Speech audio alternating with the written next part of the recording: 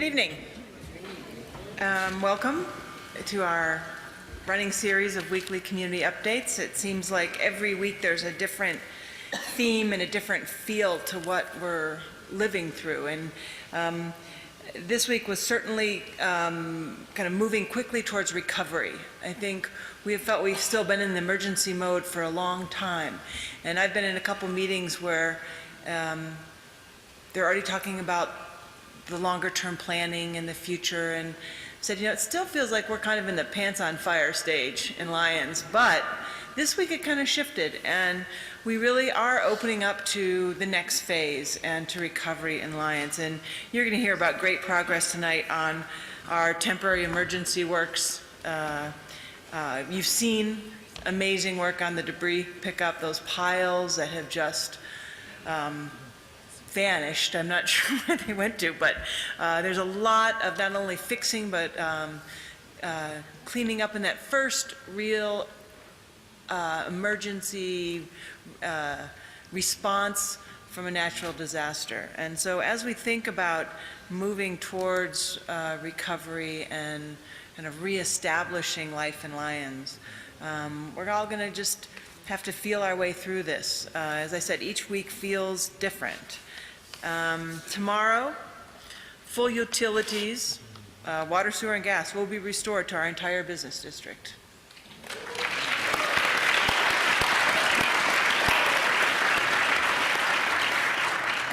That is a huge step forward. It will allow them, give them a little bit of preparation time to reopen this weekend. We have our Halloween parade on Saturday. Yay, events start in... I know there's a big candy drive going on. There's some, I walked by some, and I think they've done a great, parents and citizens have done a great job of getting candy donated so our businesses can use it. And we're all looking forward to just a raucous, fun, huge, normal Lyons Halloween. And stay and spend money at our restaurants. Those that are open. You know, it's going to be up to us to get our businesses through the winter. We've already had bad news of a few businesses deciding not to reopen. It's, you know, I've been reading effects on small businesses in the communities hit by Sandy and Irene, and the figures are really daunting of losing over half of your small business community. So it is really up to us. We can market, we can invite, but in the end of the day, through the winter, as we know, we are the ones that keep our businesses open. So we need to step up to the plate. There is a website called lionsstrong.com where you can buy gift certificates. I would encourage all your family and friends to shop for you on that website this winter, and that was a great website put up. And now more than ever, we have to shop local. So in addition, within the next week, 70% of our residents will be home. So within a week. Ish. We had some, there's been some squishy news at the end of the day, but that's really going to change things. Our business open, a good chunk of our residents back. That's going to change the feel. It's going to feel good in that Lyons regains its life, blood, our people, our stores. It's going to be a little scary because not all of our neighborhoods have full utilities, and I know there's security concerns to that. It's going to be sad because for those of you who have not been living in it on a day-to-day basis, there are hard sights at home. It looks different in places, and so we're going to have to grapple with that. And as we've plotted out this whole, increased openness, at Monday's BOT meeting, we decided to clear out the daytime checkpoint starting Monday. Now, I know this may cause anxiety to some, but we have a lot of people in Lyons during the day anyway right now. There's a lot of construction work. There's, some businesses open. It's much more open to residents. They're not really, checking that much. I've seen concern that people have heard that they turned away 100 cars at the checkpoint.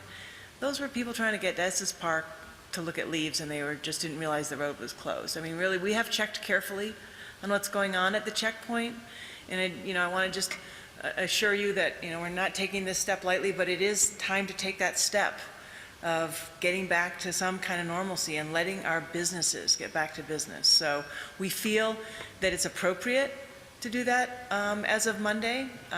We are shifting our security emphasis to additional patrols in the neighborhoods that do not have services. Threats can come from within and from without. So with a lot of people around town, we want to make sure that that the neighborhoods where people are not living have sufficient protection, while there's still a lot of ability to come and go in Lyons. We are keeping the nighttime checkpoint up for the next week, and we'll evaluate that in a week to see how that feels and what the sheriff's office is seeing in terms of traffic. We still will have the curfew. I don't know, we decided that we would you can force it in the neighborhoods where there were no utilities, because it's hard we don't want anyone having to, leave a restaurant early because of a curfew. But, the Boulder County Sheriff, our local law enforcement have done such a good job at reading the situation, and they know the neighborhoods, and having the curfew in place allows them the right to stop and ask someone what they're doing in a dark street where no one is, and, get an answer. It's not going to be a heavy-handed kind of curfew if you're staying out eating late. They'll probably let you get home without a ticket, no problem, but we are going to keep that in place just as an added precaution. As part of this preparation for openness, we know there's some risks. First of all, signage.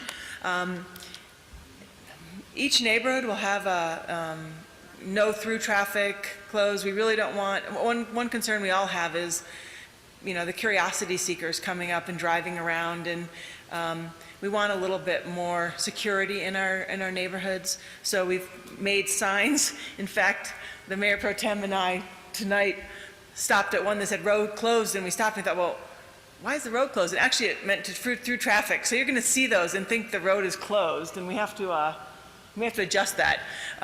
It just means closed to through traffic. So it stopped both Kirk and I at the same intersection, thinking, oh, we can't get into this neighborhood. So we may have gone too far on the signage, but if there's no big construction trucks in front, that just means you can kind of drive through.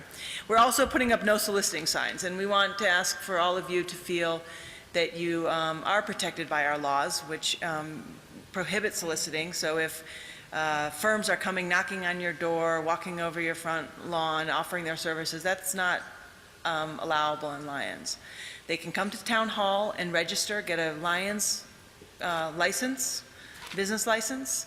They can register and then advertise in our local media. They can put stuff on Facebook, but they can't go door to door, knocking on your door like the hailstorm chasers we had this summer. Also, another thing that we need to adjust to is our own behaviors. Town is more dangerous than it's ever been, and there's a lot of utility work going on. There's unstable terrain. Our parks are officially closed. They're full of debris. We don't know what's in that debris. We all have our habits of walking and jogging, and the other day I thought, I'm just going to go for a walk, and then I realized all of my walking places were construction zones, and I almost started to go through them. And I thought, no, we need to find different walking habits so that you go up to the north and other neighborhoods, because really should not be walking over the 2nd Street Bridge, the 2nd Avenue Bridge, with all that's going on. Moms, dads, keep your kids off their bikes on that area. There's heavy equipment, and they can't stop quickly, and they may not see little kids. So we have to really change our habits in that way. We also need to find new ways to help each other. Lyons has just done such a fabulous job of hanging together and helping neighbors, and the next phase is going to have a big part of that. We have many of our friends and family and neighbors who lost their homes and they want to stay in Lyons. We are working on temporary housing solutions. Those are hard. But many of you may have rooms to rent or, accommodations that you can share, and think about it. Let's try and keep our folks with us. We also will be changing our scheduling in terms of getting back to normal of the Board of Trustees meetings. We'll have next week's meeting, our last meeting in Longmont. It's going to be at 6:30 because of scheduling issues with the City Council Chambers of Longmont, and I want to thank them for the use of their facilities. And then we'll get back to having meetings in Lyons. We will announce where they're going to be because the town hall may move around a little bit. We'll see, but we will have them in Lyons since most of our population will be back in Lyons. And we will go back to first and third Tuesdays of the month, Mondays of the month at 7 o'clock. And then the second and fourth, we will have workshop slots at 5:30 for updates and whatnot. We've talked about the Thursday night community updates. These have been incredibly important for keeping us together. This will be our last one in LifeBridge. Next Thursday is Halloween. We thought that was a bit much to have Halloween community meeting, so we're going to cancel next Thursdays, and they were booked Tuesday, Wednesday, and Friday. So we're going to announce the next community update meeting.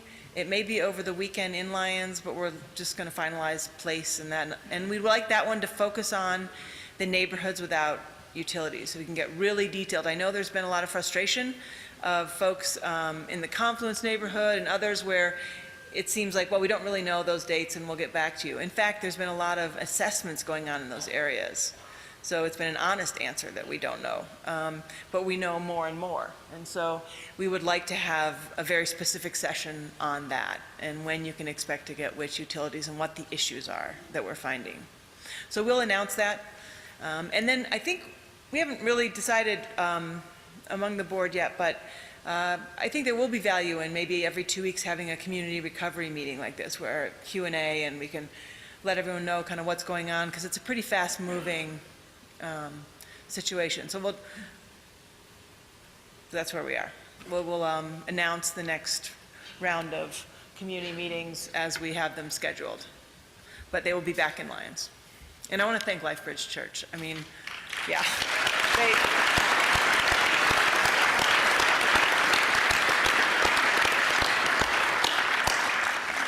we never get this many people in meetings in Lyons, so I don't know if it's empty when we do it in Lyons, maybe we'll move it back here, but better seating, better lighting. So a couple announcements before we move on to the evening's agenda.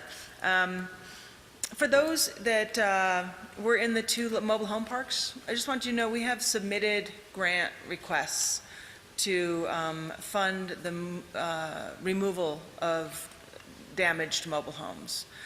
We feel that that's a big support we can give. We know some of you have been asked to finance the removal by the property owner, and there's a lot of confusion about what the procedures, rights, and whatnot are. So we just ask that you make sure that you have documentation of damage, that we suggest. I know the FEMA inspectors have been going around, so get all your ducks in a row before making a decision to remove your mobile home from that park, and know that we will announce, hopefully within a week, whether we got that money to do it for you, okay? Another announcement from CenturyLink, I'll just read it, okay?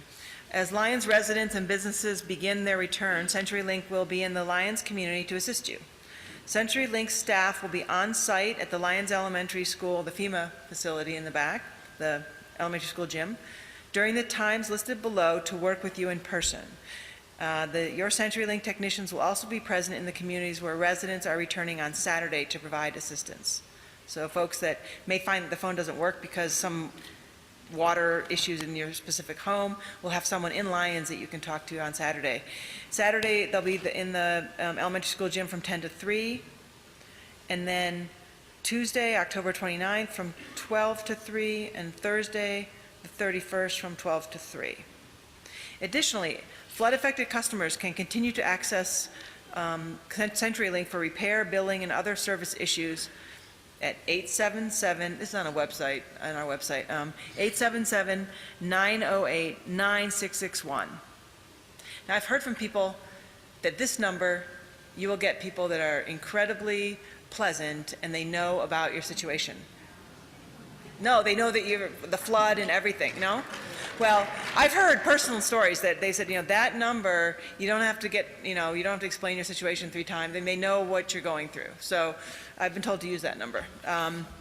Anyway, the next announcement is that next Tuesday here at the LifeBridge Church, Pinewood Springs and the Big Elk Meadows and the communities on that stretch of 36 will be holding a community town hall here, and also they're doing a big celebratory thanks to the National Guard for the work they've done in getting the road open so quickly. And I just remember we have a music, I'm sorry, I've had a long day. We're gonna have a little music interlude between me and the next person. A couple more announcements. Just a reminder, the FEMA registration deadline is November 14th. That's coming up pretty quickly.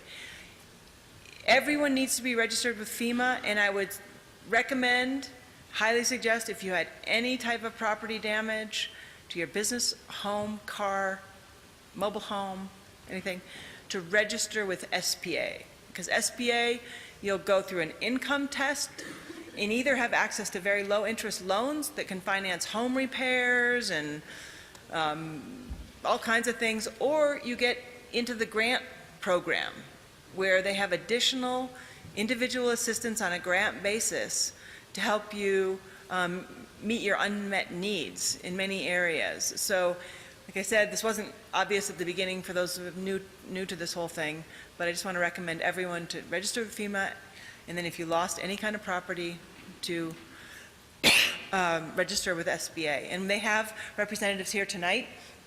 They have their iPads. They can check on your status if you're waiting for an appeal, waiting for something, not sure you're appropriately registered in the system. Tim Stanton's here, Ron Landsberg, our floodplain guru and great community helper of everyone that's in the floodplain and has insurance questions. SBA is here. Wait, I don't know your name, but William Kuntz, Bill Kuntz, and so please see them tonight, or at the Disaster Recovery Center in the elementary school gym. One quick announcement from Jocelyn Fankhauser, and then the music. I'm sorry, Connie. It's okay. Shall I sit down? No, come, because then we're done and they can. The music interlude. The music interlude. I just had a couple of quick announcements for myself. One is Community Food Share is doing a distribution in Louisville tomorrow, and I will post the address, not tomorrow, on Saturday, at their Community Food Share site for anyone who'd like to come and get food to replenish their refrigerators. They're also doing $50 gift cards for anyone who has a FEMA registration number. So, and it's specified on the announcement that you don't have to have an actual loss to your home to come and get assistance at that time. They said this is for anyone, even people who are displaced. So they are welcoming people who are just displaced from their homes, not just people who lost their homes or their belongings. So I will post that on the Lyons Facebook website, as well as get the information out, hopefully on the town website, if I can, with the address, because it's in Louisville. I wanted to reiterate the November 14th deadline for FEMA. If anybody needs help and assistance with filling out your FEMA applications or your SBA applications, please get a hold of me. I have volunteers who will help you. They will also help you fill out grant applications with LCF through CANAID. If you're having trouble with that, they will help you. I did set up a workshop ahead of the next Thursday meeting, but it's canceled. So I will reschedule that and we'll figure it out. Yeah. But I also have a workshop set up in conjunction with the Meals on Wheels lunch that's at Oscar Blues on November 6th. So even if you aren't a part of Meals on Wheels, feel free to come to Oscar Blues that day, and I will have people there who will assist you with any questions you have with SBA and FEMA. And then also on that note, LCF couldn't be here tonight. They couldn't get a representative here, so they asked me if I would make a couple of announcements for them. So Liz sent me a note and said that the Basic Needs and Emergency Fund is taking the applications, and if you need help, they are available to hook you up with some of these volunteers to help fill out that application.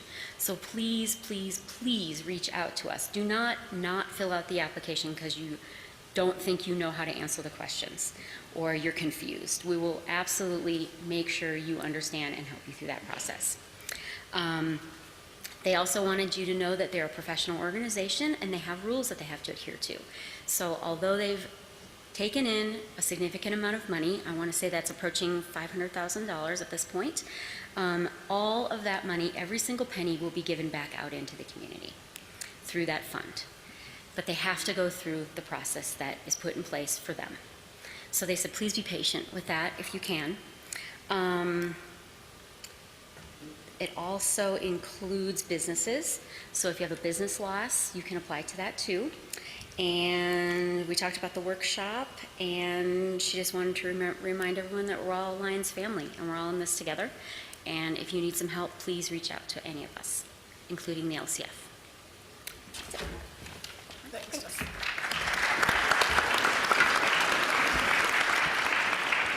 Okay, I'm proud to announce our music interlude. Connie Burkhardt has written a song about Lyons and is going to explain the song. And I have. Like most of you, probably when you were asked to leave Lyons, you got this big pit, gut feeling like, no. And I realized during this time, the reason I'm in Colorado is because of Lyons, because of where I live, because of you, because of our community. I'd started writing a song about Lyons in March, but it was never done. It was never done, and that's frustrating to me. I'm a songwriter. I'm also the dinosaur lady. So my song about Lyons had to include some geologic history, since our town is all about the quarries and sandstone. And I just wanted to kind of celebrate our town a little bit and what we've been through in our recovery, and also not forgetting the storm that touched us. Oh, this is my son, Austin Fisher.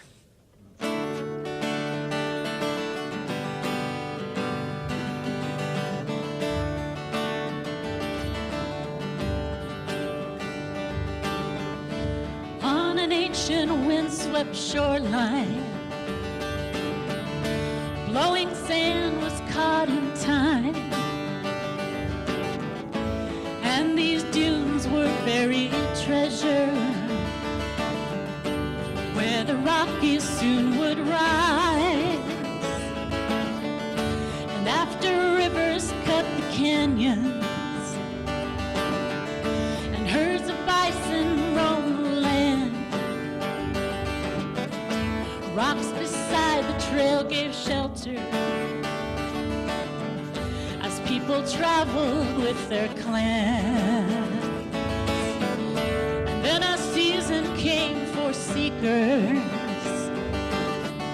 and some would pass and some would stay.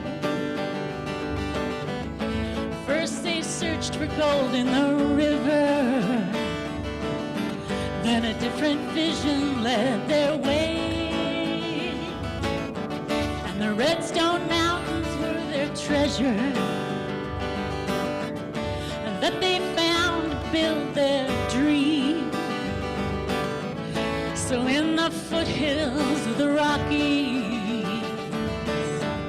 a town had found its destiny. And here in Lyons, Colorado, you can live your life out loud. Red Rock mesas rise to greet you, golden eagles circle around, where two rivers come together, and music floats upon the wind. And even in the storm there's its triumph, 'cause it's a place where dreams begin again.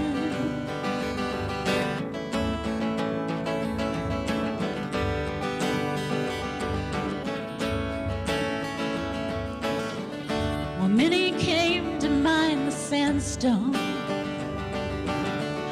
and run the rivers and work the land. And some came just for inspiration that would guide the artist's hand. And some of us have found the treasure. We know the simple side of life.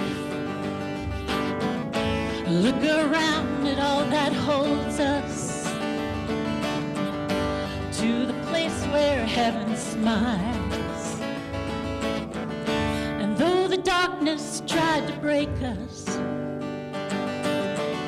with raging rivers running wild, we have faced the storm together,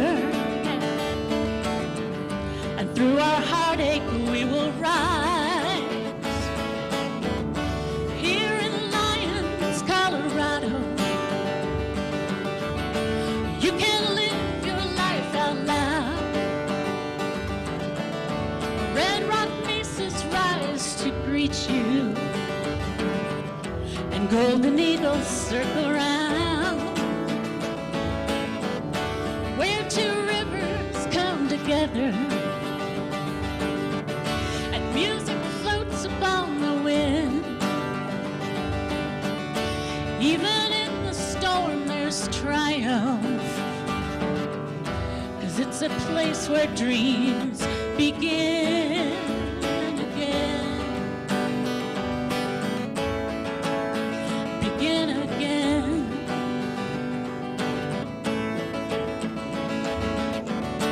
Here in Lyons, Colorado.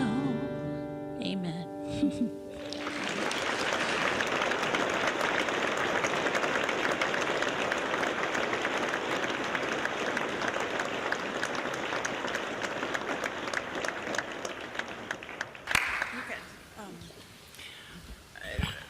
Thanks for reminding us why we're all here. Not just to get information, but that was beautiful. And I think it's time for us to go home.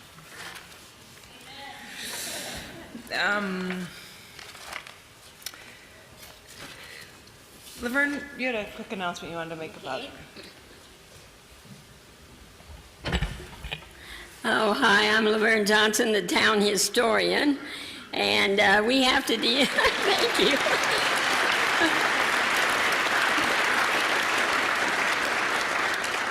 You know, we've been working to save our history. We have a historic district of which there are 15 sandstone buildings, and the library received damage, and the Meadow Park Shelter House is in a pile. And they talked to FEMA the other day, and it's up to us, people of Lyons, whether we want to save the shelter house or not. And I say yes. And so we would like to hear from folks. We hope that the town insurance will help. They have insurance for structures, of which there is one. Also, the State Historical Society, and that takes some doing and hard grant to write. And we were in contact with Saving Historic Places. But really, I hate to let that go. It was built in 1935 in the Depression era, and the foreman was Tom Brody, Fran Brackett's dad, and all of us have been having picnics in that shelter house since then. And so we are going to make an effort, and we hope that all of you will help. I don't know what all it'll take, but it looks like it's going to cost quite a bit of money. And right away when it happened, they said, oh, you can't let that go because so-and-so's names are on the pillars. And so I think it's worth saving, and we're going to try. So we hope that you'll help us. So thank you.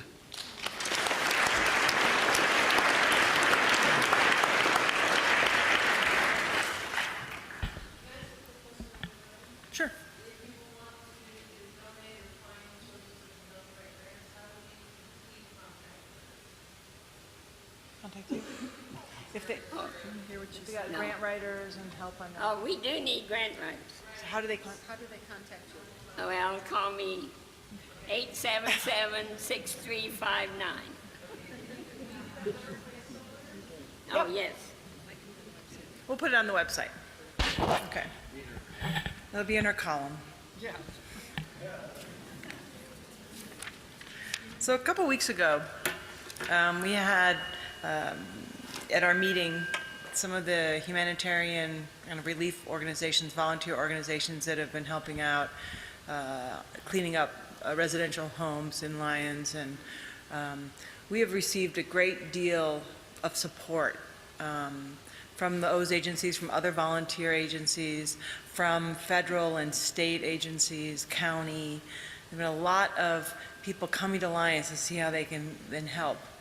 And, you know, as we've been able to stand up, I think a really important aspect of how we have been doing is that we have been helping ourselves as well. It's a tradition in Lyons. Our high school is one of the top rated in the country, largely because kids are involved in every aspect of that school, and they reflect their parents.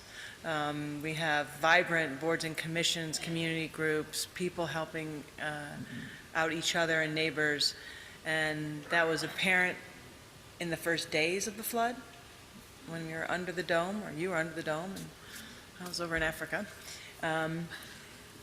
And it's continued, and recently there's been an effort to systematize that and really ramp it up, because if we're going to get through this and build the Lyons of tomorrow, we're going to be the ones building it, and it's going to take all of us. It's an enormous task. And recently, Jeremy Matson, I know you're up, thank you, who has gone from a job title of intern extraordinaire to volunteer coordinator for the town, as well as Edward Keene, who's been organizing and managing the residential and business cleanup program, have put together a program for Lyons volunteers to start really more efficiently harnessing all of our abilities. We've had lots of great volunteers that have been helping on the front desk, you name it. And so now I want to invite Jeremy and Edward up, and they're going to introduce that program to you.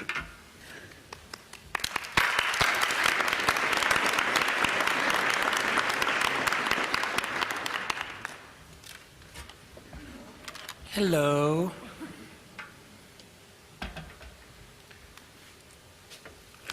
Uh-oh.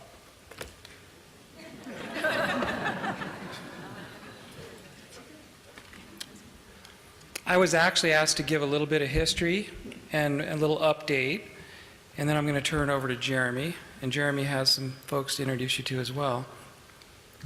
So we started out with LifeBridge Church, and I'm really glad that we were able to thank some of these organizations last week. I wasn't sure what exactly all their schedules were, so we got that in time. So I'm really glad we were able to do that. LifeBridge Church, we started with them. Team Rubicon was amazing. Nahama Jewish Response, the Convoy of Hope, Samaritan's Purse, the Christian Aid Ministry, Southern and Everywhere Baptists, I call them, because they came from so many different areas, and each truck had a different state on it. Christian Disaster Relief, AmeriCorps, the Red Cross, and the Salvation Army. And Victor, are you here? No? Man, those tamales were really good the other night. But we got to stop eating there. We got to start eating at our restaurants that are either open now or are about to open any minute now. Now, I think those of you that are in town enough would notice that some of these folks have gone home for a rest, is the way I like to think of it.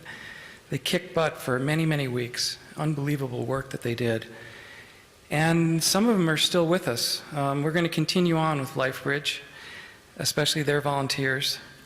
And the The Cavalry Relief Organization from Sarasota, Florida, has been our incredible resource as to understanding how to mitigate mold and also how to pull out the innards of a home correctly.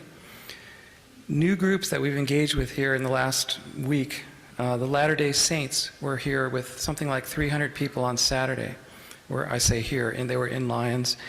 We were able to send crews up to Pinewood Springs for the first time. There were 25-person chainsaw crew that helped them clear out their culverts and pull the trees out of the roads and so forth. That they have some problems up there, similar to us but different.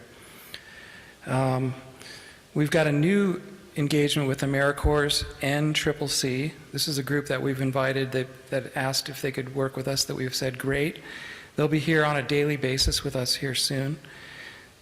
Just this evening I met with the United Methodist Committee on Relief, UMCOR, and they are going to help us starting Monday throughout the week. On Tuesday we're going to have a team of their folks in the river looking for dye.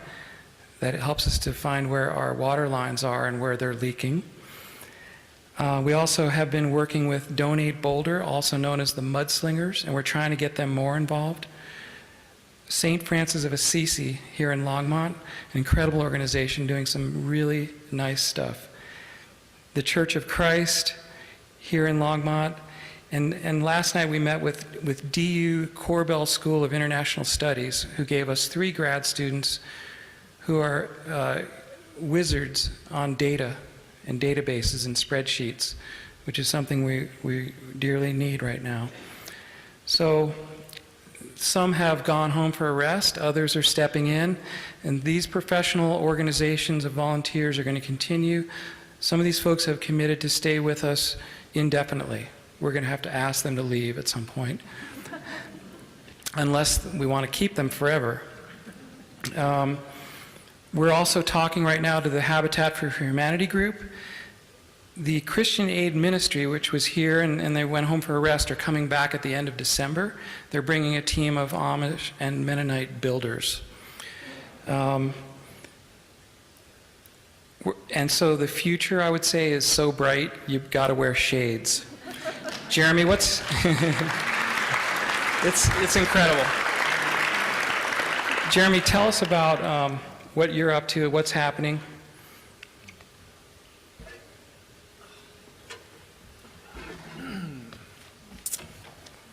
Thank you, Edward.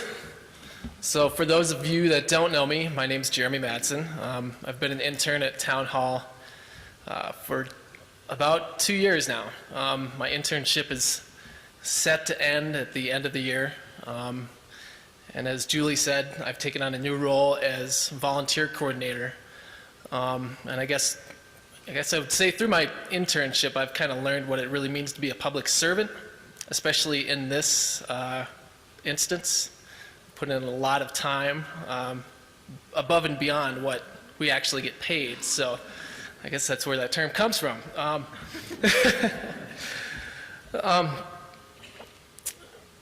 So with that, my role as volunteer coordinator has been both to work with Edward with the volunteer groups that are coming in, and also build this volunteer group of local volunteers, people from Lyons, people from the surrounding area, and we've worked with LifeBridge Church to build this structure, which they've helped us, which we're in transition. They've kind of showed us how they've done things, and we're really borrowing their ideas instead of reinventing the wheel. And they've just been a tremendous resource for us in more ways than we can count right now. So that's what we're in the process of doing right now. Mostly for the cleanup efforts is where we've transitioned this type of structure. And moving forward, we'll use this same type of structure when it comes to rebuilding, rebuilding homes, rebuilding structures in our parks. So that's really what we're doing as with this volunteer group, the Lyons Volunteers. And we're looking at a long-term recovery process. Kind of when I came to Lyons, I had the benefit of learning local government, but sitting in with all these boards and commissions that Lyons has. And before the disaster, we had a really core group of volunteers, anywhere from 60 to 80 people that really dedicated their time. And that group obviously is going to expand exponentially with this disaster. We're looking at a long-term recovery process, and that's what we're trying to build through through this group that we're creating. And Lyons has really just kind of been, with these volunteers, it's been a really progressive, get things done through hard work and community consensus. And that's what I've experienced through Lyons, and that's what I know Lyons to be, and I know that's what it will be moving forward. And that won't change. I mean, this is just going to get bigger, is what we expect with this type of community effort, or Lyons, the Lyons volunteer effort that we're creating. And so we're going to continue to work with these outside groups that keep coming in, the ones that Edward had just mentioned, and the local volunteers, and we're going to work really hard to get people back in their homes, and rebuild and restore the community. And starting with homes, businesses, parks and trails, and anything else that helps us get us back to Lyons. And with my internship, I split my time between being with the town, doing town-related things that I was doing before the flood, and now the volunteer coordinator position as well, which is really a great benefit to what I'm able to do with my position. But I also I end up trying to be in two places at once. I had 2 meetings tonight at the same time, right before the meeting in the same building. And I had to choose which one I wanted to go, or had to go to. And the meeting I went to, we talked about long-term planning and sustainability and what it really means to Lyons. And some of the topics that came up, looking at my notes, some of the words that we used were community revitalization, community preservation, and investing in the community. And that's what it really means for this group that we're creating, I think. Because we can do all those things through community engagement. And with that said, I'd like to introduce one of our awesome volunteers, who is Rebecca Lozanne. I thought I'd butcher her name, but I don't think I did. So, and she is actually one of our volunteer managers, and she's one of the people in this structure that we're building. So please give her a welcome.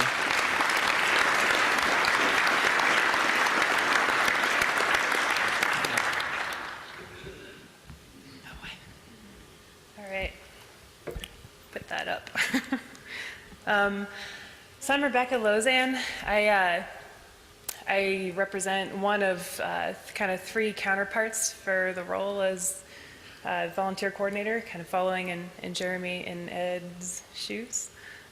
Before I start talking about some of this, I kind of wanted to take a minute and I know most people here probably know Ed and Jeremy pretty well. I hadn't met either of them until a couple of weeks ago, but I've heard some pretty amazing stories about how much they've taken and owned, and so I wanted to kind of as a community thank them not only for everything that they've done specifically, but also in building a team. It's not an easy thing to build a rapid leadership team like they are, and LifeBridge and Dan and Hal and all the folks from LifeBridge have been such a big support in terms of setting us all up really well, I think, to bring this forward. So I wanted to thank you guys for everything that you've done.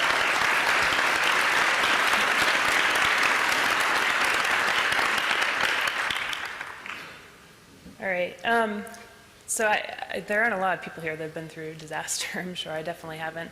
But I've heard a lot of folks talk about disasters recently. And one of the things that I've heard people say about our community specifically is how self-sustaining we are, how ready we are to help.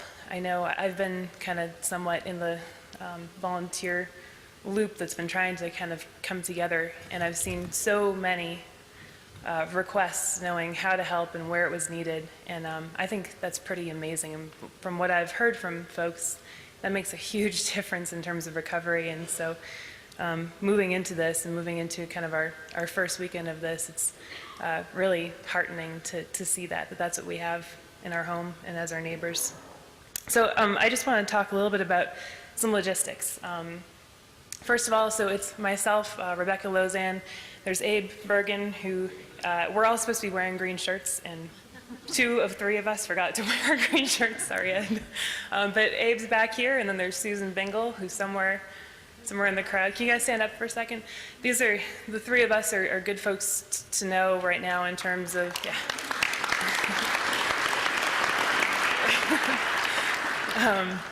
Good folks to know right now in terms of who to contact, or if you have questions about anything specific, approach us. We're setting up systems right now so you can do that pretty easily, but if you see us and you have questions, please feel welcome to approach any of us with your questions. Okay, so sign up and how this is all going to work. There has been every Saturday for the last 6 weeks an effort moving out of LifeBridge, deploying out of LifeBridge on Saturday mornings and moving into the town of Lyons, many volunteers to come and do cleanup. And so we are now expanding that, or not moving it, relocating it to deploy out of Lyons and really kind of bring it into the community. So we have our first one this Saturday. It's going to be a town-wide and beyond a town-wide effort. And so I'd like to invite you all to come and to help. But beyond that, this is, I'll tell you. Beyond that, this is it's a long-term process, and I think it's really important, and Ed's mentioned this, it's really important to sustain our efforts. If it's not this weekend, it'll be next weekend, and if not next weekend, it'll be the weekend after, and this is going to continue throughout the winter and throughout the spring. And so pace yourselves. Ed mentioned this is a marathon and not a sprint anymore. We really need to be able to keep doing this. So this Saturday at 8 o'clock in the morning at Rogers Hall, we'll be congregating, and we'll have an entire kind of deployment process. We'll take you through specific instructions, and our team will tell you all the specifics there. There is a website that went up yesterday that will have specific information. I don't want to take too much time tonight. The website is www.lionsvolunteers.org, www.lionsvolunteers.org. And on that website, there is a link, a button that says Become a Volunteer. That will take you to a page where you can sign up with your email, and you will receive all the information that you need. There are also tables out here tonight in the lobby. There's one table with 2 different sections. One is how to become a volunteer, and the other one is, do you need help? And do you need to sign up for volunteers to come to your property or your business or your house? So please make use of that. We've got folks out there who are ready to sign you up. We'll be communicating much by email and Facebook, so it's very important to get on these lists. And you can do everything from the website. We do have some immediate needs that I want to invite you all to consider. 2 of them are tomorrow. If you are interested, please see the table outside. The first one is we need about 6 people to help us with some moving. And then the second one is that we're looking for 7 folks who own pickup trucks. This is just the beginning of lots of call-outs, so I'm just putting my plug in now. And then in addition, we're very much looking for construction foremen, people who have had experience in construction supervision. So if you have, please come out to the table and meet with John, if he's in the crowd, or Abe, or myself, or Susan, and we can tell you more. Okay, that's all I have. Any questions?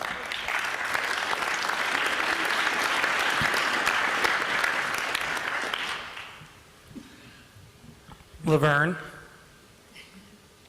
Hi. Just a final closing note about volunteers and volunteerism. why we're excited to have a structure to it. Here's the way I want you guys to think about it. We're facing a cost of cleanup of our public utilities, our infrastructure, our roads, our river, our buildings. And every hour that you spend volunteering, working on whatever it is that we need to do, including moving tomorrow or next year putting that back the structure in Meadow Park, every one of those hours counts. I don't know what the number is, but I'm picturing a range of $15 to $20 per hour that's going to be a credit against the cost of cleaning up and fixing up our town. So there's many compelling reasons to have structure to it, besides safety and things like that. But this is the most compelling one to me. So we're actually going to go back and try to figure out who was working on what that they were doing spontaneously. You've heard that that's not a good thing. I disagree. I think that's fantastic that you're able to go next door and help your neighbor. We're just going to ask you to sort of report in and say, here's what we did, here's how many hours we spent, here's how many people we had, and here's, the things that we completed. So if you get those calls, we'd sure love to get that information on behalf of all of us and the cost of this whole thing. And also want you to think about this, isn't this just about cleanup? This org that we started here yesterday, tonight somebody came running up and said, we need volunteers to do data entry, or we need to staff the resource table, or it's unlimited what we can do and have those hours count. Thank you.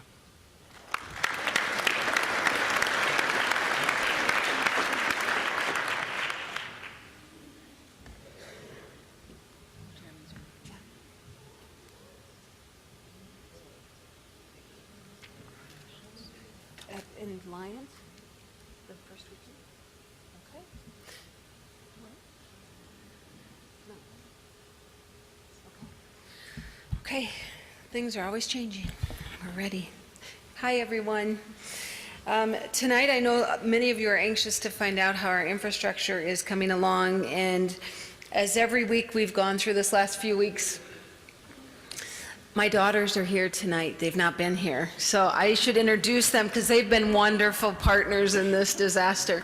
Emma and Grace Simonson.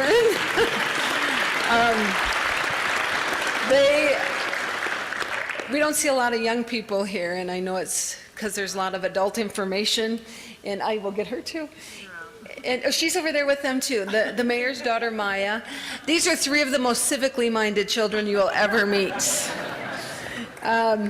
They, like the rest of you, get tired and weary as well. And tonight, mine get tired of being home alone a lot. So they are here tonight with us.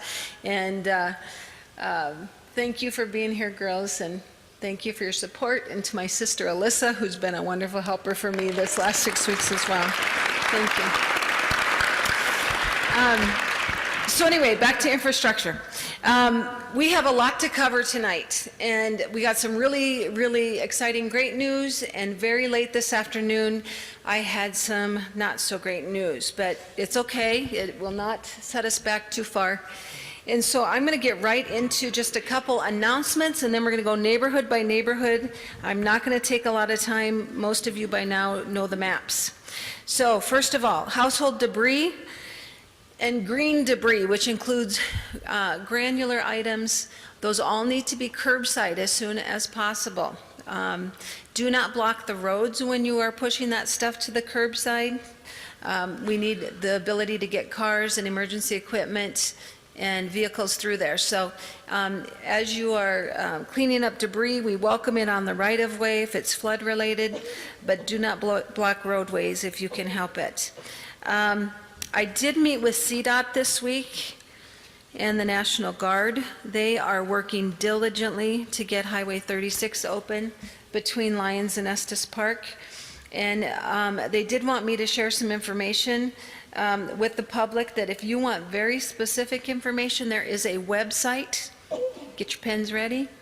US 36 flood repairs at publicinfoteam.com. So I'll give you that again. Nice, easy one. US 36 flood repairs at publicinfoteam.com. As most of you know, or may not know, between here and Estes Park, there are 18 different sites being worked on by the National Guard. That is how destroyed that road was. And they are working ahead of schedule right now, and they are actually into the paving process on some of those spots. So I do have a basic map. I just have one, some detailed, very detailed information. You need a what are those called? Magnifying glass to read it. But if you want up-to-date information, they update it every day on this website. And it talks very specifically about mile marker, whatever. So if you need that information for your well-being, please visit that website. Utility billing, I was asked to again make an announcement. Some people got their utility bills this week and were surprised by the amounts. That bill is not just September 1st through September 11th. It's actually August 20th is our billing cycle through September 11th. So if you have questions on your bill, of course, call our office. Again, we're not doing any late charges right now. And we are not taking out utility bills from automatic withdrawals. So you'll need to write a check or pay cash at Town Hall. So I have more details on that, and I can get those on the website if they're not already there. Other basic information. Post office. Talked with Daphne a couple times today. The post office is one of the businesses that may get put online tomorrow for sewer, water, and gas. However, they won't be moving in that quickly because of all of the IT issues hooked to the federal level post office system. It could be up to 30 days before actual post office comes back to Lyons. She has asked for that to be fast-tracked, of course, and maybe that will happen. She wanted me to relate to everyone that if you have delivery to your house and not a post office box, that will start as soon as you are back in your homes with full utilities. So that will affect many of you. So like Stone Canyon, LVP, deliveries up into the canyons, those will start immediately once you're home. However, if you have a PO box, you'll need to continue to go to Longmont until we hear when her computers will be rewired to Lyons. Okay. The good news is met with the St. Vrain Valley School District today. And once you hear all the infrastructure updates, I want to let you know that they are tentatively planning to move school back to Lyons during the Thanksgiving break and to start classes again in Lyons on December 1st. So that'll be a month ahead, yeah. Dr. Haddad asked me to pass along that they are planning a parent meeting Wednesday, November 6th at 6:30, place to be determined, to give you the details of how that transition is going to work. Okay? Some people say, well, if there's sewer and water, why can't we move sooner? We're not going to move the school back until we have a road across McConnell. So we have two ways in and out of that. So don't inundate them with that question. We're doing it as soon as we can. That's logical with finals and vacations and things like that. So you can tentatively start planning that school will resume in Lyons right after Thanksgiving break. In the meantime, they will be working on bus systems that will increase in the number of buses going from Lyons to Longmont every day. Okay? Excuse me? No, both schools will be going back to December 1st is our date we're shooting for. Okay, infrastructure. I believe I mentioned last time, but I'll say it again for those who weren't here. We are planning to start some berming of the river and start shifting its channel in 3 areas in town, 3 or 4 areas in town. So you are going to see equipment starting to work in that area. And the McConnell Bridge is out being bid right now, or McConnell Road, temporary road, is out for request for proposals. Their drop dead date to be done would be no later than December 1st when school starts. So you will see lots of work happening out in that area over the next 2 to 4 weeks. So prepare to watch that. That should be interesting to watch how that comes back together. Okay. Now tonight we're going to talk about some topics that most people aren't very comfortable talking about, and that's your bathroom habits. I said I'm going to be the first city manager to get the privilege of telling our public that we are going to try our very best to bring our new sewer plant, the remodeled sewer plant, online and keep it healthy and running. And so tonight, unfortunately, I'm going to have to talk to you kind of like a parent. And I have to tell you just a quick story, because we're going to be talking sewer of every neighborhood tonight, okay? Some of you may have known, probably didn't, but the previous owner of Albert's Water and Wastewater was a guy named Bob Alberts. And Bob was kind of a heavy, funny guy, extremely intelligent, but nonetheless, he had quite the sense of humor. And before he passed away, he had given me this hat. And I thought, what am I going to do with this hat? And I bet he's looking at us right now going, way to go, Victoria. But tonight, for this discussion, I am stepping out on a limb, and I'm going to wear the hat he gave me that is called Turd Herder.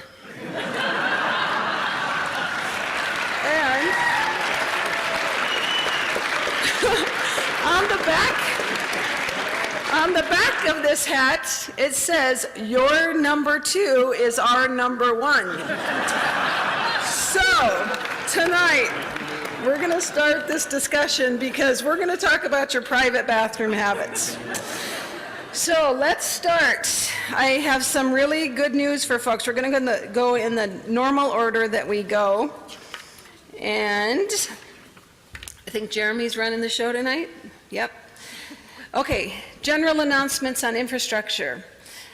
We do want folks to know that crews are still working about 12-hour days, 7 days a week. Hopefully when you come into Lyons next time, you're going to notice some cleanup. Debris is moving daily, and things are just moving right along, and I think you'll see a big difference on that. But you need to know they are working, and we're going to continue to work, and it might be through the night in some cases, but I need you to be patient with that, as you have been so good about, and we need to do that to get everybody home here on our timeline. Water. Again, this week we had a couple problems with people who left water on in their homes. Their taps were on. So if you are going home, or if you have a neighbor who hasn't been there or whatever, please communicate with them and try to get water turned off. We are going to be sending out some volunteers this week to go and start digging out the water meters and mains in the most affected parts of town. Those people's water mains, their water meters are still on, but they're buried under 3 or 4 feet of silt. So we're going to send some crews out there to get those turned off, and that's going to be a priority for us probably tomorrow, actually, so that we can get water going to everybody's house. We want to let people know that if you have been without service, or those areas that are most affected again, we do want you to be under what we call a boil order, okay? Now that is not going to affect the Main Street businesses. Their tests have come back clear, and the whole upper north side of town has come back clear. So those folks will not be on a boil order. The one thing we want you to do as you go home, this Saturday, as I told you last week, the north side of town, including the upper north, will have water and sewer, okay? but it doesn't mean the water can run down the sewer. This is where we're going to get technical. This is where number 2 is more important. The wastewater treatment plant has been turned on. Tomorrow, it gets seeded, which means we're going to be bringing in a bunch of good bacteria bugs that will eat the waste, okay? So once they're in there, they're going to need food. Got it? Okay. What they don't need and what will kill them is chemicals, soaps, grease, and too much water. Okay? So do you remember the first week of the flood? We said number 1 outside, number 2 in the porta potties, remember? Well, this week we're switching it. We want number 2 at your houses, in your toilets, and we want you to hold number 1 until there's a number 2. Does that make sense? Sean's the wastewater guy. He's like, oh, Victoria, Victoria. I decided that maybe for the Halloween parade this week, I should change my costume and be Winnie the Pooh. But we'll see. Anyway, okay, so let's start with neighborhood number 1, because this is going to impact them very soon. Stone Canyon. This is our latest. Electricity is on, gas is ready. The sewer line the temporary sewer line is in place. They are fusing it this whole week. However, they have decided that it needs to be a heated line because it doesn't have enough flow, right? Yes. And so it's going to take us a couple more days than we thought to get those guys online, but they will have sewer and water available to them. We're hoping by November 1st. Okay, so that's next Friday. So what that means, Stone Canyon, is when you go home, we're going to send the gas people, the XL Gas, and they're here to talk tonight. And this is going to be the same process for every neighborhood, all right? They're going to come to your house. They're going to knock on the door if you're home. If you're home, they're going to say, have you filled your water heater? And they're going to make sure your water heater is filled. Then they're going to go out, cut the lock on your gas meter, and they're going to go inside and help you light all your pilot lights. And we've decided there's probably about 5 pilot lights that are possible in your house, depending on the age and other things. So they're going to light your water heater, your furnace, your stove, your dryer, your fireplaces, and whatever else there may be. And then they're going to watch those and make sure the flame is a nice blue color. All right? After that, you're home. And you can use your bathroom pretty much as normal. If you haven't seen the flyer that's out and about, it's online, and we have a few here tonight with your directions. We're going to go back. You might have heard this adage before. If it's yellow, let it mellow. If it's brown, flush it down. Okay? That's your new mantra.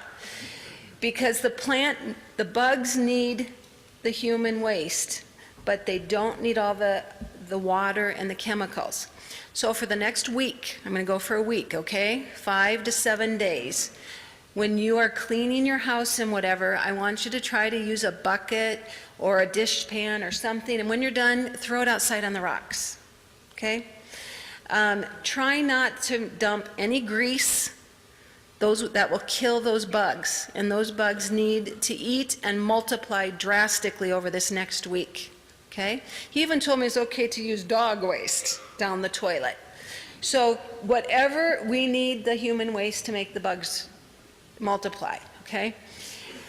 No chemicals. If there was some chemical in your drain from the pink RV antifreeze, that's not a big deal. Wait until the first time you flush your toilet and do that. The other thing we need to do is try to avoid everybody using water at once. because that will dilute the system too, and we don't want that. So if you normally, you know how you've probably seen that people usually take showers at the same time every day? Spread those out. We don't want all the water being used between 6 a.m. and 8 a.m. We don't want all laundry happening between 5 p.m. and 9 p.m. Okay, so we need you to shake up your routine a little bit, just for a week. All right? Short showers, laundry during the day or in the night, whatever you need to do, okay? And this is really serious, because if the bugs don't take and multiply this first 5 days, we start over, okay? So you've been so good about following all of our little rules and regulations, but if we can get this going, and we will know literally, we will be testing them and looking at them under a microscope every day after tomorrow, several times a day probably, and we should see that they're multiplying. And if they're not, then we're not going to be able to use our toilets again for a while. Okay, so it's really important. So Stone Canyon, it will be coming online. We're looking at November 1st or 2nd. Okay? Lyons Valley Park. Actually, the electric is on. Gas is ready to be lit anytime. Wastewater is ready. And unfortunately today at 4 o'clock, we got back a positive E. coli. I know, that's my neighborhood too. So what we're going to do is today, as soon as we got that test back at 4 o'clock, our guys started flushing that line very heavy and spiking it with chlorine. And so we flushed it for almost 3 hours tonight, took more samples, we sent them in. They take 24 hours to get back, so they won't be back tomorrow. It'll be Saturday morning. Now here's the good news.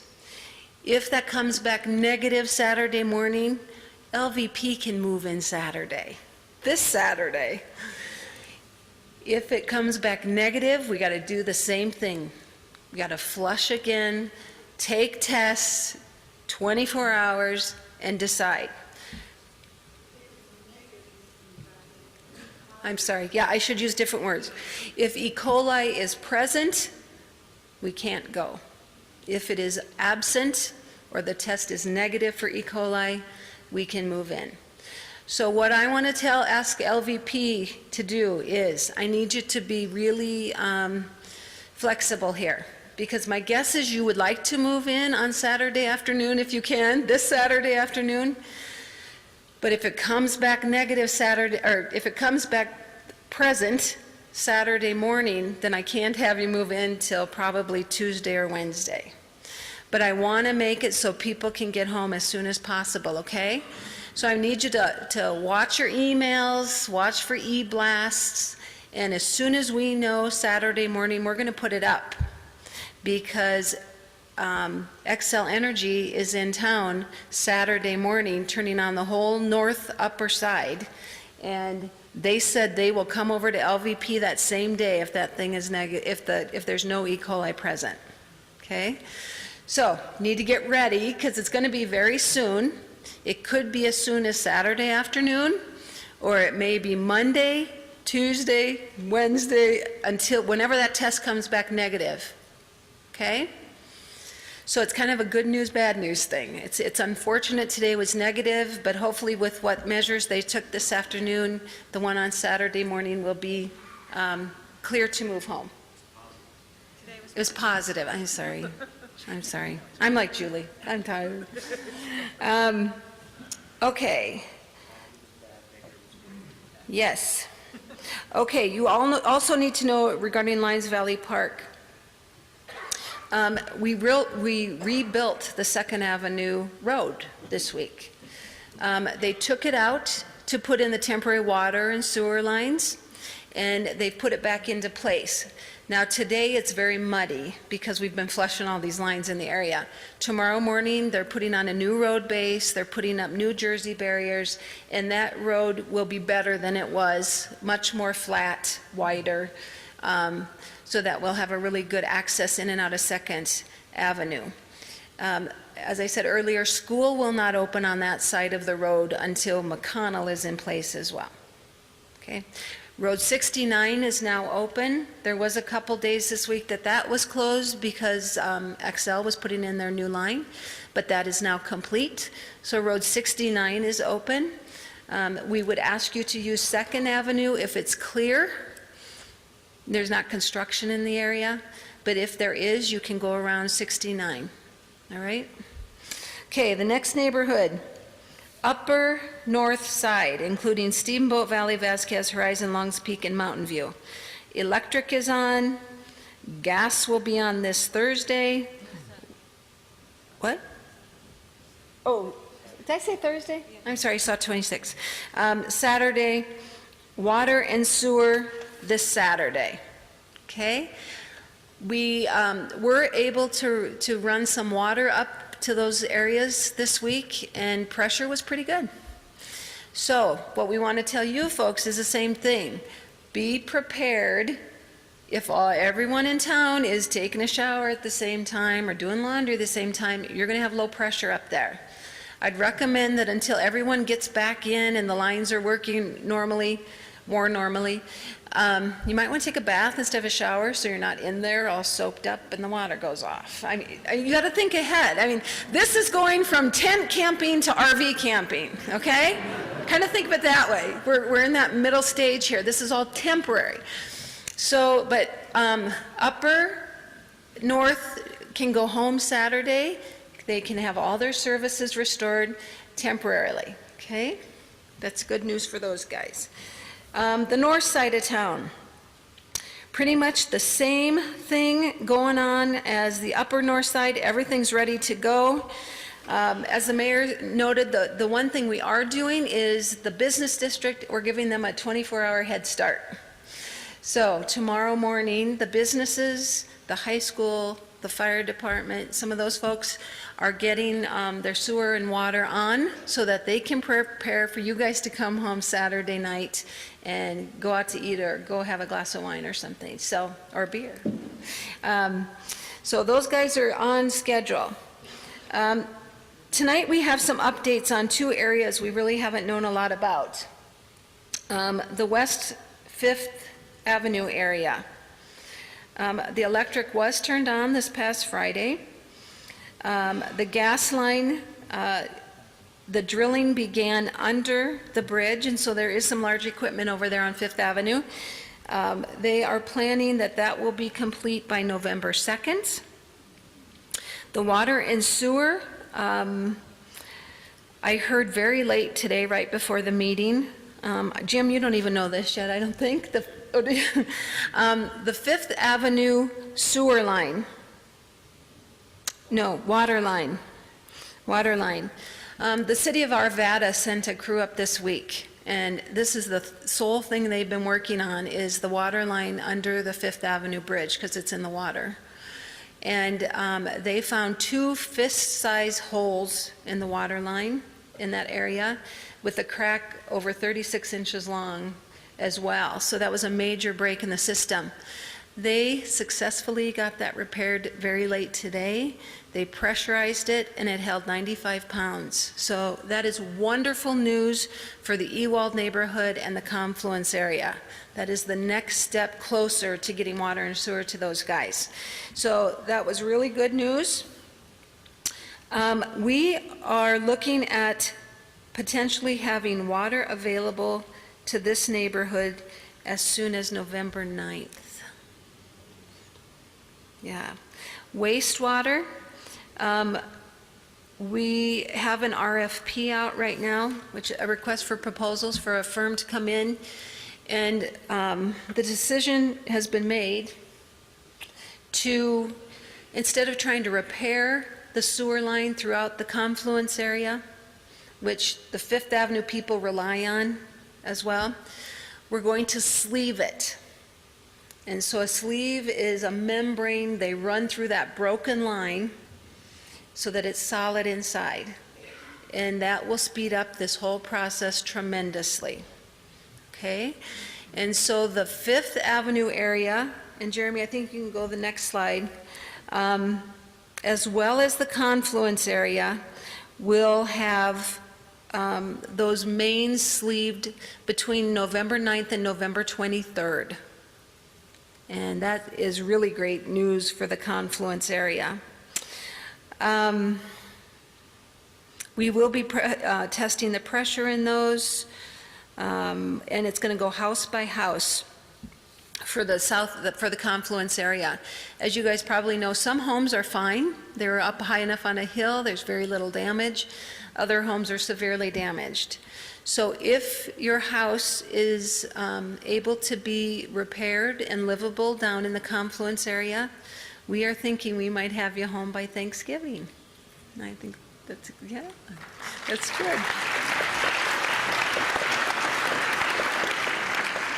2 more neighborhoods, River North. And if you remember last week, we divided that a little further. These guys are looking pretty good too. They are, I'll get very specific on the gas. The gas in this area has to be tested house by house. And so, but it will be available to Evans, Railroad, and Park Drive, October 26th. Park Street, Second Alley, somewhere between November 9th and 30th. And then we will tap into individual houses within a week or two of that. And that will have to be gas tested. The gas will have to be tested by professionals and pressurized. So there's a little more work to be done in individual houses in that area. And then sewer is going to be ready from Evans North this week, October 26th, and Park and Second Alley, again, we're giving ourselves a window of November 9th through the 30th. Okay. Eagle Canyon. This week, a new break was found in the water line between 5th and High and Planet Bluegrass. So this one slowed us down a little bit this week. It's going to take some work to get that repaired. We're looking at the water line, a temporary forced main line along the highway to be completed somewhere between November 9th and 23rd. And the same with the wastewater line. We're running a temporary line through Planet Bluegrass that same time frame. The good news is they did get electric. They have electric and gas mains are ready to go in that area. And then this week, we added a couple extra slides. We've had some questions from Apple Valley folks. Is that the next, Jeremy, do you have that one? Oh, we're doing West Main first. We've added 2 new slides. West Main is an area that is really at this point case by case. And, but for sewer, they are on the same schedule as Eagle Canyon, somewhere between November 9th and 23rd. And case by case on water. But the gas is ready once the water's in. Again, this area really took a hard hit. And we have requests for proposals out for temporary lines. You want to come up? You want to talk about that? We have some issues going on between Apple Valley and our water tank, which is about a mile? Or more, above that, 6,000 feet, right? Yeah. Got that. And then let me just do, I'll let you tell them about Apple Valley and what we're doing out there. We've had lots of requests from Apple Valley, and although it's not in our city limits, it is, they are serviced by us for water. And so we have lots of interest in what's going on up there. So would you tell them about the dye test Tuesday? Is that when you're doing it? Tuesday? Yeah, currently scheduled. Just put a little stake in a rumor right now. I really was feeling bad last night. My stomach was really upset, and still kind of feeling it today. And no, it was not because I drank the water. So some of the things that we're doing headed up towards Apple Valley is we're still trying to get a handle on the damages with the transmission line now that it's kind of sitting exposed in the river in a few places. Some of the measures that we've taken so far include we put water into the line based on a measured quantity we expected it to hold, and it didn't, and this was an effort to try to find where the breaks were. Our next step is we're going to take that same amount of water and add a dye to it, and we're going to station people along the line so we can see where the dye actually comes out, and that'll give us an indication of where the breaks are. But in the meantime, we've got a bid out, request for proposal that went out today, I believe, and that will be for a temporary line that will get to our tank, allow us to get connection up to the tank and through Apple Valley. It'll run alongside Apple Valley Road, so you will see a large black pipeline, and that'll be your potable water system that's running along Apple Valley from Highway 36 up to Antelope Road.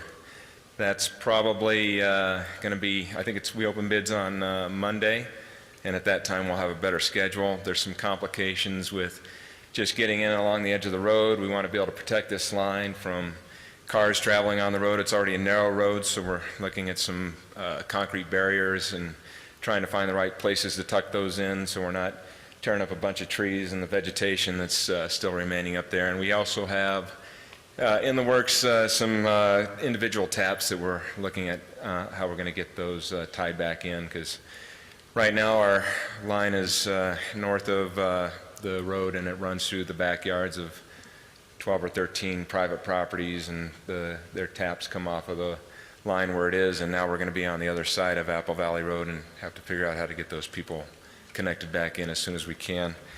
The connections that are getting to there by Planet Bluegrass, you were told we found a break this last week, and we've gone ahead and with the contractor that's already on board and working right now to get the line in place from the north end of Planet Bluegrass to serve Eagle Canyon. We're just expanding just this exact same pipe, basically the exact same type of work. We're expanding their scope to include this line to get from Fifth Avenue around into Planet Bluegrass and bypass the one break we found. So, is that going to address anything else? You can address questions about I do. Well, actually, I do want to say something about the sewer in the confluence area. You were told about a lining of the pipes.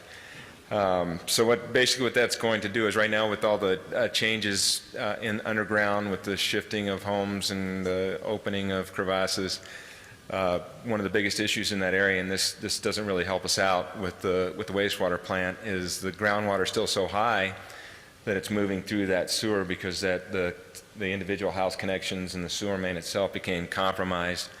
And so the groundwater just likes to find the easiest path it can take, and when it's got a nice 8-inch pipe to travel down, that's where it's going to go. And with all these breaks, it's a simpler process, a quicker process, and actually even a less expensive process in the end to come in and line the pipes. What this means is some of the homes in the lower area are essentially going to be cut off from the sewer main. And so we need to discuss a little bit further when we get closer to the process how to treat that and how to deal with that, and which homes need to be reconnected in immediately, and the things that will need to be done with those that aren't to just help protect from any further backflows into the home. We'll give you more information as we develop that with this process that we're doing when hopefully the next meeting. So, any questions on anything? Yeah, the water today was, we got 95% of our tests came back, and that's a pretty solid A, but it really didn't feel like it today, because that 5% was the Lyons Valley Park area, and we just need to make sure we're good on the water. So, yes, sir.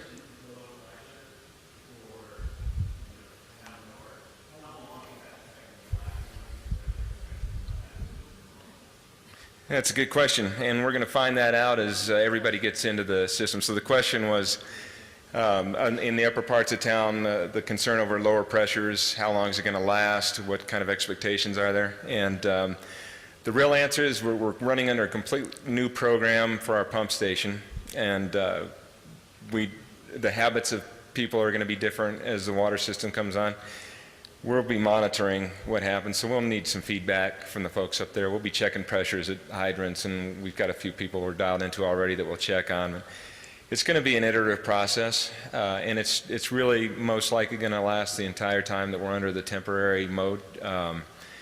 Once we get up to the tank with the 12-inch line, we'll be back to basically standard operating procedure. We'll have some times where we'll have to go back to the pressure base, because one of the things we're going to do is look at our tank now that it's down, and we may have some things that we find that we need to do there. So we may get up and running under normal mode and then have to go back to this pressure mode, as we call it, to address things at the tank, or perhaps other things going from, there's a point we're going to have to go from our temporary operations to permanent operations. So there's going to be times when we are going to be operating under different modes, and we'll get the word out though when that's coming up. But we'll keep working and monitoring the system and try and understand what's really happening, and so, you know, feedback is going to be very important. Yes.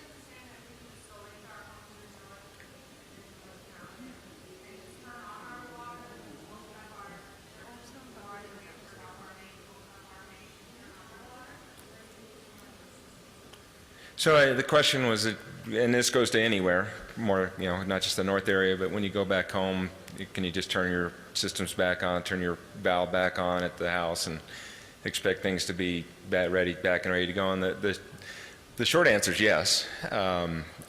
Whatever you did to turn off your water when you went there, just do the same thing to turn it back on.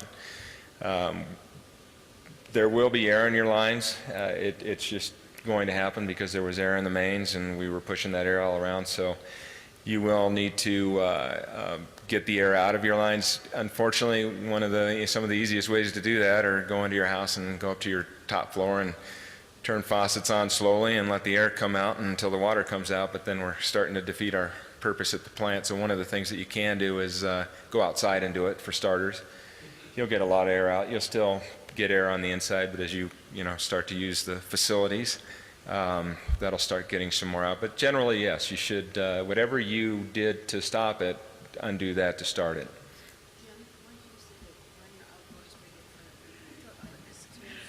Well, yeah, when you're running your spigots, run them till it's, you've got a good stream of water, and then kind of wait a while, maybe 3, 4, 5 more minutes, just let it run. Sometimes those pockets of air work their way through. You can go around your house and operate the outdoor ones, but it's going to be better to start to run the outdoor ones so we're not putting that clean water into the wastewater system. So, yes, sir.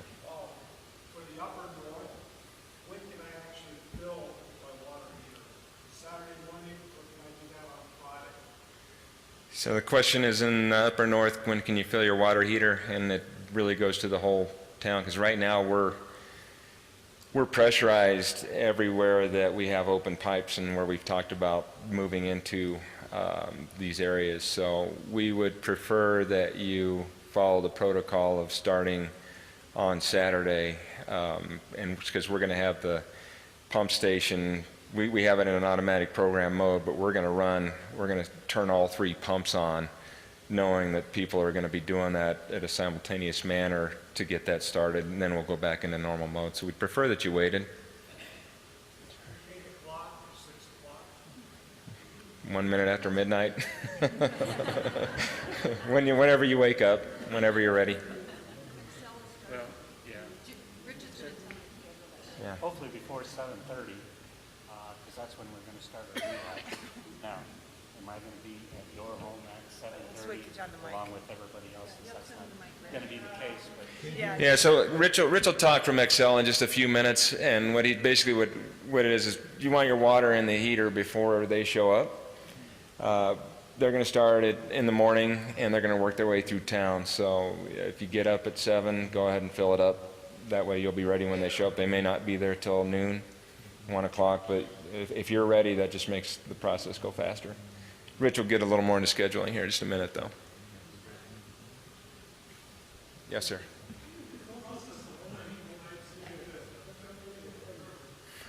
It's a good question. The question is the process of lining the pipe chute is temporary or permanent, and we have approached it as a temporary measure, and we will further evaluate that with FEMA as we move ahead with our recovery efforts.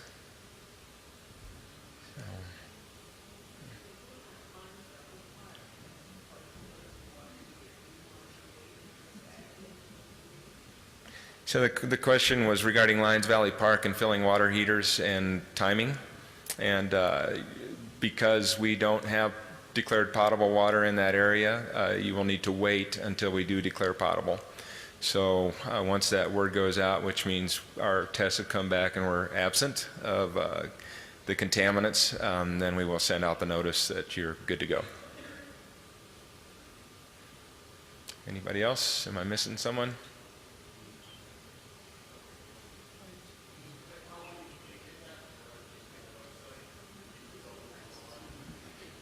So a question is about communicating when these things are ready to go.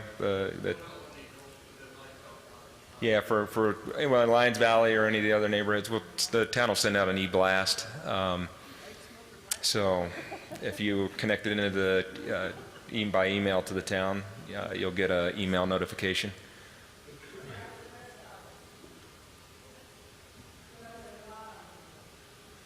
If you're not on email, should we check in at Town Hall? Put it out in the door in Town Hall. So when will we know when to go home? At the visitor center, Where do you live? or you know what, I live out there, so when it happens, I'll go out there and start yelling around. We'll have to think about other ways to do that. Yeah, we might be able to get some signs. Can we put something on the recorder's website? Well, who's on internet access? Oh, they don't have internet. Yeah, let's look at maybe we'll look at what we'll do is look at putting out not like as significant as real estate signs, but we can put out a sign in the neighborhood that says we're expecting or we have reached this or here's the schedule or something. They don't have to do it that day that it happens. That's true, and you don't have to be there on the day water's potable, but you do want to know when it is. So if I guess maybe you're not living there. Town website. If you're out of town and you've got access to a computer at a Starbucks or something like that, check the town website. We can put it there. I'll give it some more thought. Okay. But I'll definitely post it at town hall and you could do the visitor center. No sirens. Rich, why don't you go on up and tell them, yeah, you can go down. Okay, Rich? I see another hand.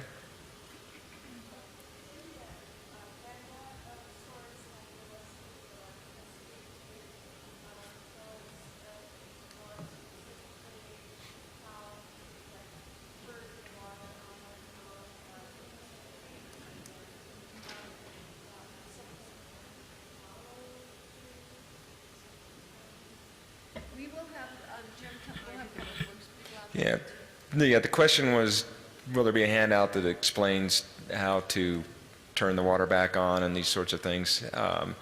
We have posted some information. I think the chamber has. We have some notes that we'll figure out a way to get out to you. We'll have people on the street too, public works people, that will be wearing the yellow vests or the yellow shirts that can help out with and assist with that. We're going to go through and check the meters. Hopefully we get them all, but there's definitely a chance that one of them gets slipped by. Is the town hall phone number working yet? Is that one line? Unfortunately, communications are still somewhat limited by phone, but you can check in with town hall if you expected your water to be on and it's not. We're still up at the elementary school, so you can come check in up there, and we've got people running all over town. There's a possibility that someone can come over right away and take a look at the situation. But yeah, definitely come into town hall and ask. That's always going to be there. Yes, sir.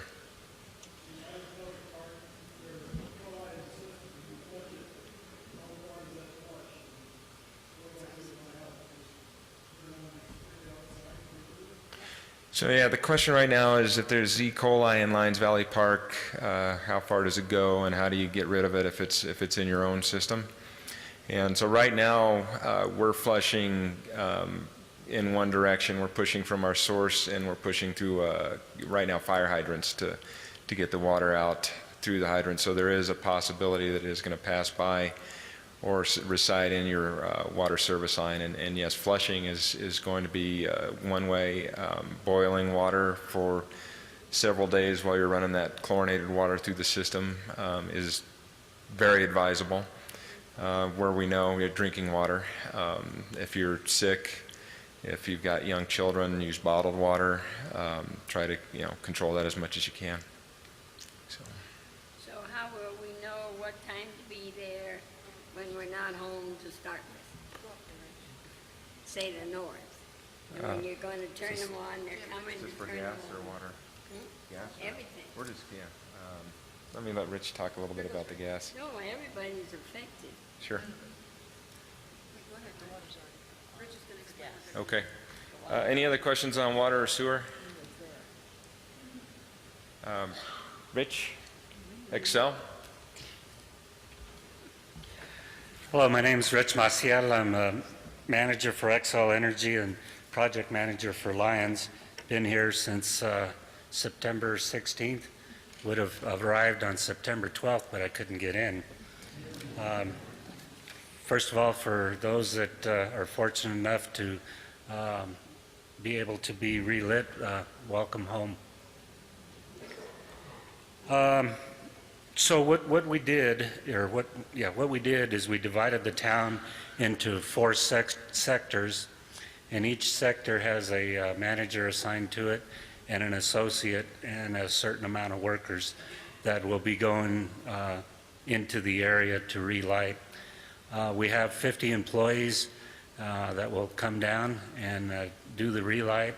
We're coming in mass, and that takes about 15 minutes per home by the time you unlock it. Well, knock on the door, make sure somebody's home, unlock the gas meter, make sure that there isn't something that was left on by looking at the dial and see if it spins. If it doesn't, then we can go inside and relight. If it does, we'll just shut it off, go inside and see what might be on or causing the meter to spin. So that's how procedurally we'll do that, is we'll just do it in mass. The reason we had 50 people is because we thought Lyons Valley Park was going to come on, but that does not mean we're going to have less employees. We'll have the same amount of employees there. That just means we'll get the rest of the town on that much sooner. A couple of things that I need to talk about. First of all, there needs to be an adult home 18 years or older. And you can leave a key with the neighbor, but the neighbor needs to come over and stay there until we relight, and then they can leave. We have a not home card, which has an 800 number on there. Call that 800 number. Say you get hung up on Saturday and you're in the morning and you can't make it till the afternoon, and you find a not home. Call the not home number. That'll send us an electronic request back to us, and then we'll go back out and get you relit. So if you get a not home card, don't be discouraged. Just call us back, and we'll go through again anyway, even if you don't. If nobody calls us, we're going to try and get everybody on Saturday that we can. A couple of unfortunate things is your appliance may be such that it's not safe. Birds may have built a nest in your venting. The appliance itself may have been on its last leg, whatever the case may be. We have 2 different types of tag. A yellow tag is put on an appliance. It is turned on, but there could be a condition that exists that could be worse or get worse. Kind of some of the things that we find is, for whatever reason, people like to store paint near water heaters and heaters. I guess it's to keep it warm, but it is a flammable. If you kind of think about it. So we'll set one of these and ask you to remove it, and there it'll be very specific as to what it's said on here. The hard copy will stay with the appliance. We'll talk to you about what the problem is, and then a copy sent to the building department in the city. Now, the one that we don't want is the red tag, and that means that your appliance is compromised and is unable to be relit. Now, keep in mind, let's say it's the water heater. That does not mean that we cannot turn on the heat or the fireplace or the stove. All the other appliances are all autonomous to each other, so if you have one appliance that's bad, then the rest will be turned on. Again, I'd suggest you get a licensed plumber to take care of the problem. Once again, the tag will be sent back to the city, and whoever makes the repair, it's their responsibility to turn on that appliance. One thing that I was kind of thinking about was what does not happen is if a week later somebody knocks at your door and says, well, Excel came through and relit your appliances, did you have any problems? And you may tell them, yeah, we had a red tag or a yellow tag put on our appliance. Well, we're here as Excel's representative to take care of that, and for $900 we can take care of your water heater. That is not the case. We do not have any contractors that work for us. We do have our own Home Smart, but they do not go out door to door soliciting for work. They are not Excel representatives. We have IDs, which again, if you're kind of wondering who might be knocking on your door even on Saturday, everybody has a company ID that they're supposed to show if requested. So, but again, dadgum, there's people that just take advantage of things, and I don't understand that. But I did want to be very specific that we do not send somebody out and say, go repair it for a certain price, or we're working with them so that, they provide a cheaper price or whatever the case may be. That's not true. So, are there any questions? Ma'am?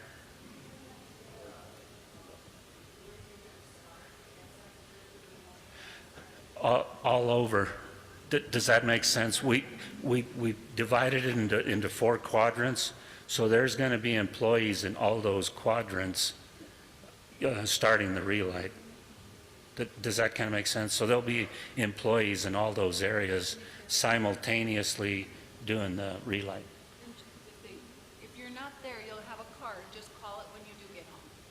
They'll still do it that morning. 7:30?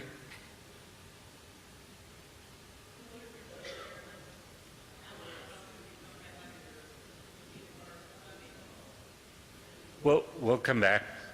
If you, again, if you can't be there until Sunday, just, again, call that 800 number and we'll get folks back out to relight. We'll have a good idea when we're completed on Saturday about how many not home cards we put out, and evaluate from there how many employees we need to work the next day.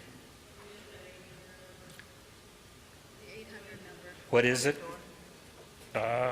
I don't know. We leave it on the door. Yeah, it's on the door. She must know she's already not going to be there.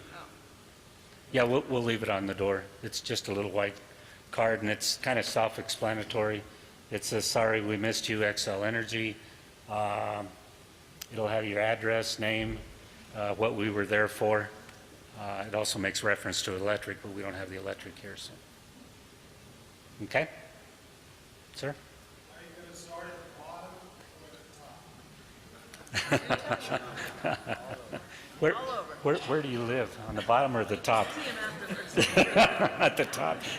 You mean the top of the quadrant or the top of the top? Top of the quadrant. Yeah, probably at the top. And what we do is one employee will be on one side of the block, the other employee will be on the other, and we'll just go down that way. Okay. Sir? Yeah, we'll go in and take a peek at that and make sure it fires up. Oh, I'm sorry. He was wondering about electronic ignition and which automatically comes on a lot of water heaters, and now heaters and boilers have those, but we'll still come in and look at your appliances and make sure they're fired correctly and are going.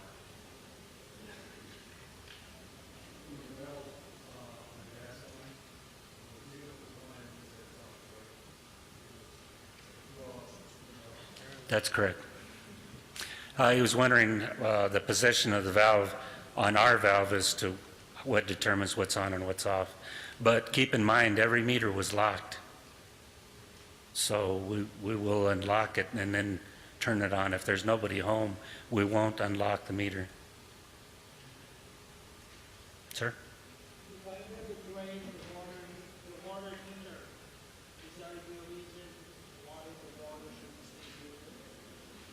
Not that I can think of, but, you know, make sure the valve is on and, yeah.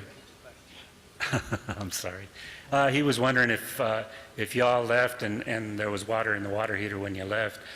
To my knowledge, there still should be water in the water heater now.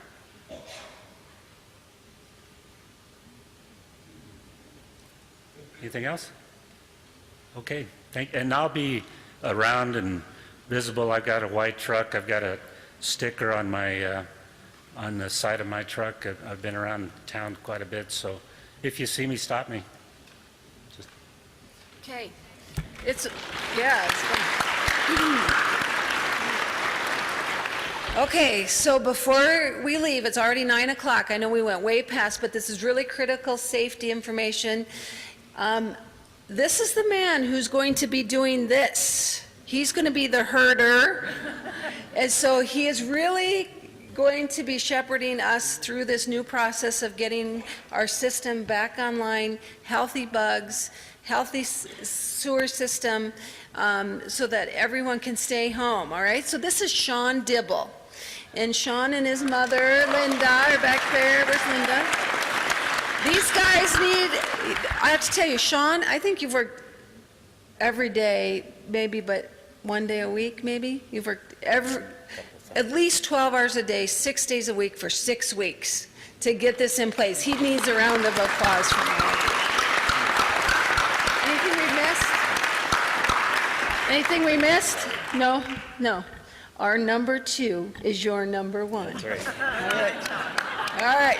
Everybody have a good night. We'll see you in Lyons on Saturday for homecoming parties, Halloween parade at 6:30, and hopefully LVP, watch your emails and listen up. If you can come on Saturday afternoon, we'll get the word out there as best we can, okay? All right, everybody have a good week.